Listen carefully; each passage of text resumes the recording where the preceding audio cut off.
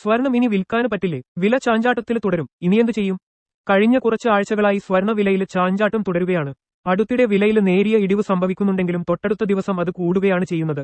ആഗോള അനിശ്ചിതത്വങ്ങൾ സ്വർണത്തെ സുരക്ഷിത നിക്ഷേപമാക്കി മാറ്റുന്നത് തുടരുന്നുണ്ട്.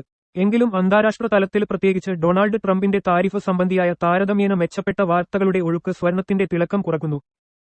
വർദ്ധിച്ചുവരുന്ന യുഎസ് സാമ്പത്തിക ആശങ്കകൾക്കും പ്രസിഡന്റ് ട്രംപിന്റെ വ്യാപാര വാചാടോപത്തിനും വിപണി പ്രതികരിച്ചതോടെ കഴിഞ്ഞ ആഴ്ച ഉണ്ടായ ചില നേട്ടങ്ങളിൽ നിന്ന് സ്വർണം പിന്നോട്ടു പോകുന്ന കാഴ്ചയാണ് കാണുന്നത്.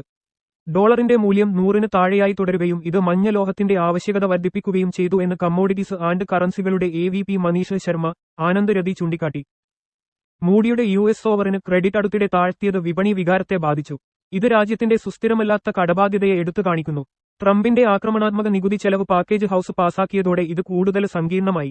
ഇത് കമ്മിയിൽ ഏകദേശം $4 ട്രില്യൺ ചേർക്കുമെന്ന് CBO കണക്കാക്കി.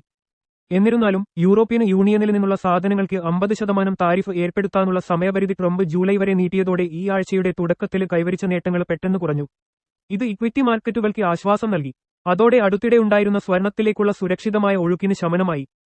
ചില വ്യാപാര പങ്കാളികളുമായുള്ള ചർച്ചകളിൽ വൈറ്റ് ഹൌസ് പുതിയ പുരോഗതി കൈവരിക്കുന്നുണ്ടെന്ന സൂചനകൾ സ്വർണം പോലുള്ള കൂടുതൽ സങ്കേത ആസ്തികൾ കൈവശം വയ്ക്കാനുള്ള നിക്ഷേപകരുടെ ആഗ്രഹത്തെ തടഞ്ഞു. ഏപ്രിൽ മധ്യത്തിൽ ഒരു വർഷത്തിലേറെയായി ഏറ്റവും ഉയർന്ന നിലയിലെത്തിയതിനു ശേഷം കഴിഞ്ഞ 5 ആഴ്ചകളായി ഭൗതികമായി പിന്തുണയുള്ള സ്വർണ്ണ വിനിമയ വ്യാപാര ഫണ്ടുകളും പുറത്തേക്കുള്ള ഒഴുക്കിലാണ്. 1-2 മാസത്തെ ഹ്രസ്വകാല വീക്ഷണകോണിൽ സ്വർണ്ണ വിലകൾ ഏകീകരിക്കാൻ ഇടയുണ്ടെന്നാണ് ഇത് സൂചിപ്പിക്കുന്നത്.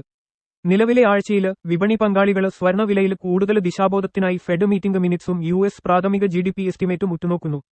മീറ്റിംഗ് മിനിറ്റ്സിൽ അംഗങ്ങളുടെ ഏതൊരു പരുഷമായ നിലപാടും സെപ്റ്റംബർ മാസം വരെ നിരക്ക് കുറക്കൽ കാലതാമസം സ്ഥിരീകരിക്കുകയും വരും ദിവസങ്ങളിൽ ബുള്ളിയന് വിലകളിൽ കൂടുതൽ ലാഭ ബുക്കിംഗ് നീക്കങ്ങൾക്ക് കാരണമാവുകയും ചെയ്യും. മറുവശത്ത് റഷ്യ-ഉക്രൈന് സംഘർഷത്തിൽ കാണപ്പെടുന്ന വർധനവ് താഴ്ന്ന നിലകളിൽ വിലകളിൽ ചാഞ്ചാട്ടത്തിന് കാരണമാകും.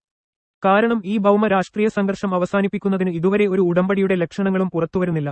ഏപ്രിൽ അവസാന ആഴ്ച മുതൽ MCX ഫ്യൂച്ചേഴ്സ് കരാറിൽ 98,000 രൂപയ്ക്ക് മുകളിലുള്ള നിലവാരത്തിൽ സ്വർണം തളർച്ചയുടെ ലക്ഷണങ്ങൾ കാണിച്ചിരുന്നു. MCX August futures CMP 95,731/10 gram 95,400/10 ഗ്രാമിന് താഴെ പ്രതിദിന ക്ലോസ് നൽകിയാൽ ബെയറിഷ് ആയി മാറിയേക്കാം. കാരണം 93,200, 92,400 ലെവലുകൾ 1 മുതൽ 2 വരെ ആഴ്ചയ്ക്കുള്ളിൽ കാണാൻ കഴിയും.